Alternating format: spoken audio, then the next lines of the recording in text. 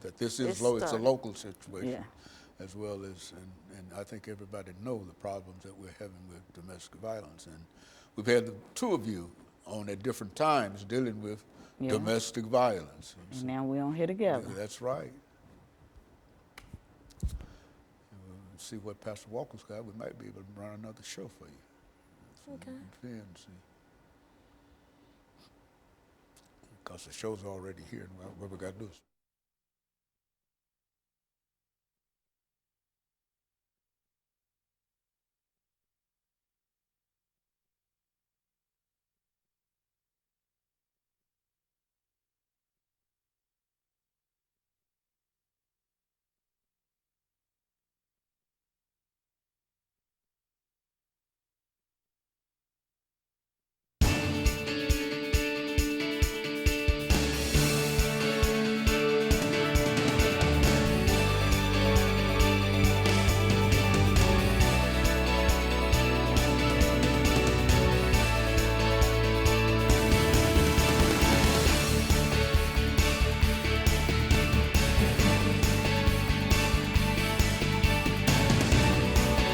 Thank you and welcome to the show this morning. The topic this morning is domestic violence in Nashville, and we're fortunate to have with us to talk about domestic violence in Nashville, Ms. Sparkle Johnson and Ms. Tiffany Hawkins. And of course, Ms. Johnson and Ms. Hawkins, let me welcome the two of you to the show this morning. Thank you. And to tell you how delighted we are to have you with us and to recognize that the topic that we're going to deal with this morning is not only domestic violence in Nashville, but when we talk about domestic violence, we're generally talking about that kind of violence everywhere, because not only do you find domestic violence in Nashville, but we want to talk about Nashville specifically because we're from Nashville, and we want people to understand how we do things locally. But before we get into that topic, Ms. Sparkle Johnson, let's see if we can have you to give us some information about your background, your education, and some of your experiences. And Ms. Hawkins will give the same information after you give us that information. And then we'll be out of the first segment, and then we can go into that second segment, which will be 8 minutes, and we'll have an opportunity to deal with domestic violence in Nashville. So let's do it from that perspective. Okay. Of course, my name is Sparkle Johnson. I'm 34 years old. I grew up in North Nashville. I graduated from Hillsborough High School. And I'm actually set to start my undergrad at TSU in August on a scholarship. And so I'm excited about that. I started my own nonprofit for domestic violence victims, men and women, 2 years ago in 2017. And it's called Super Women, Inc., and I am a 3-year survivor of domestic violence. Very good. Now, Ms. Hawkins. My name is Tiffany Hawkins. I am also a survivor. I started Victims to Victory, V2V, I think it was about 2012, because it was like I was seeing my reflection in other women that was going through it. So he convicted me into going in to actually reaching out and helping. Like you said, both men and women, and I specialize in working with our young girls. Mm-hmm. And so we can say that there's a real need for such information for the not only the city of Nashville, but everybody ought to know more about what goes on when we talk about domestic violence. What would you say in reference to domestic violence, Ms. Johnson, in describing that to any individual who might be looking in this morning? Well, first, what me and my organization, along with Ms. Hawkins' organization does, we want to help prevent it. We want people to recognize the red flags before it gets to that point, because once it gets to that point, it's hard to get out of, and sometimes people don't get out alive. Especially with young girls, it's an epidemic. It's almost like it's cute. If he don't love me, he don't love me, he don't hit me.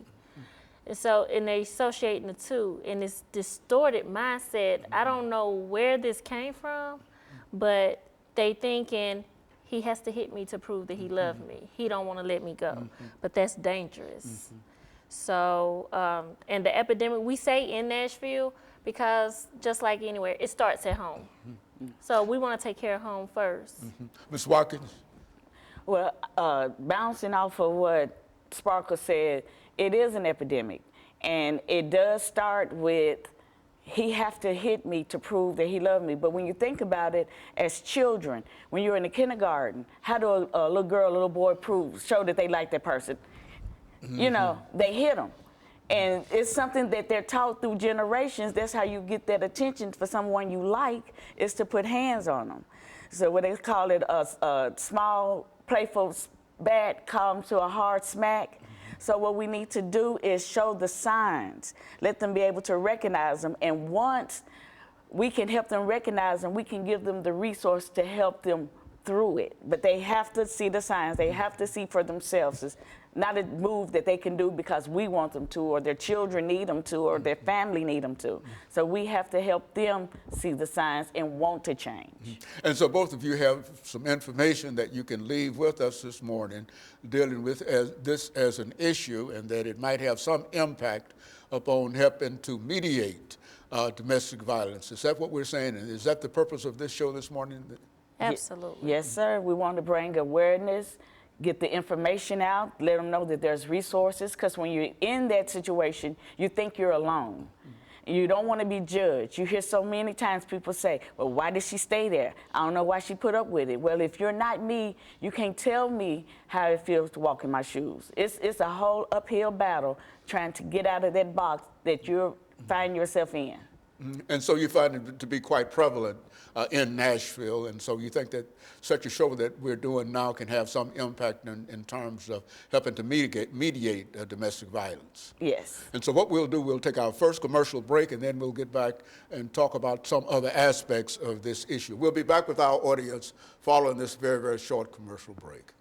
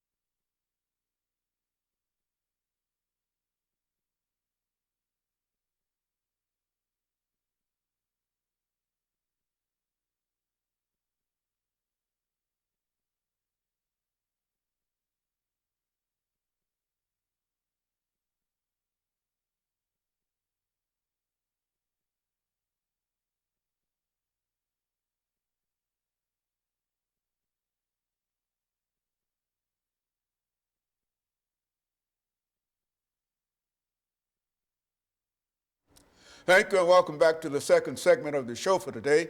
We're talking to Ms. Johnson and Ms. Hawkins in reference to domestic violence in Nashville. And of course, Ms. Hawkins, I think we can start with you by having you to give us some information in reference to domestic violence and some of the impact. We've got about 8 minutes during this segment, and so talk about from your perspective, and then Ms. Johnson will sort of wrap us up for this second segment of the show for today. Go on.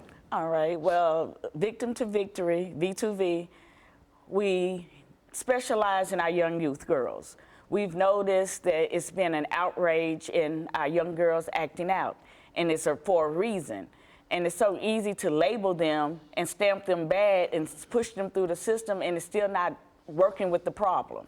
So V2V, we have a segment called Danger Dating, where we are going into schools, we're reaching out to our youth girls and boys, if they're willing to speak up, about the signs of domestic violence, what is called dating danger. dating violence is what I think the legal names that they call it for the teens, and let them know is not okay. It's not a healthy relationship for him to put his hands on you. Whether or not he go buy you a Chanel bag or the glasses to cover up that black eye, that does not justify what he has done.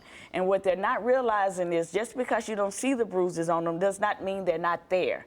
The inner bruises hurt more than the physical. You know, I don't want to get hit or talked down to or any of that type of abuse, but if given an option, most survivors, because I'm not going to call us victims, or surviving, because every day is a survival. Every day, a lot of times you can get a trigger, and it takes you right back to the beginning. So it's like you're still in that spot. But we want them to it's the hurt on the inside. I would rather you put your hands on me so those wounds can heal, but the inner wounds don't. So we want to teach our young girls that the difference between a healthy relationship, the warning signs to get out of a relationship. We want to let them see that there is a life, a normal life without violence. It does not mean that you have to prove your way by doing the caveman ritual and clogging me overhead and pulling me around the house. So we started Danger Dating. We do different episodes in different locations. We actually have a Paint and Pancakes event that's coming up next Thursday, March the 23rd, 2019. We partnership with the Northwest YMCA. And what we're doing is Paint and Pancakes, and it's going to be a brunch, and we're going to be discussing issues. Sparkle will be one of our guest speakers there. We have Miss Greta. She's going to be there with her art and design. So as they speak, and I believe Sparkle said she was doing like a little workshop or something. She said she was going to do with the young ladies as well, and going to just give them information as they go through the summer that they're going to be out, and half the time the parents not going to be there, so they can kind of be mindful of the environment they're keeping, the company that they're keeping. So yeah, they will be at the Northwest YMCA March the 23rd, 2019 at 11 o'clock, Paint and Pancakes. So we just want to bring awareness to our young generation. Mr. Johnson? Yes, so as far as Superwomen Inc., we tend to cater more to the adult men and women victims. And what we do is get them the immediate resources. We provide 24-hour support. They can call me personally anytime, day or night, and we'll get them the resources. If we have to get up out of the bed, that's what I do. And me and Ms. Hawkins decided to come together because with Ms. Hawkins working with teens and me working with adults, we can kill the bigger problem, which is domestic violence, the foundations, and cover all families. Like I said, Ms. Hawkins can't do it alone, neither can I. And it actually takes more people, but we work with what we have. And so also one of the main things that keep adults in bondage or in domestic violence situations is finances. They can't live without this person, and they don't know, we've lost ourselves in this relationship because this person has begun to control us. So I also am starting workshops to show women there's plenty of ways to make your own money. You may not think you have the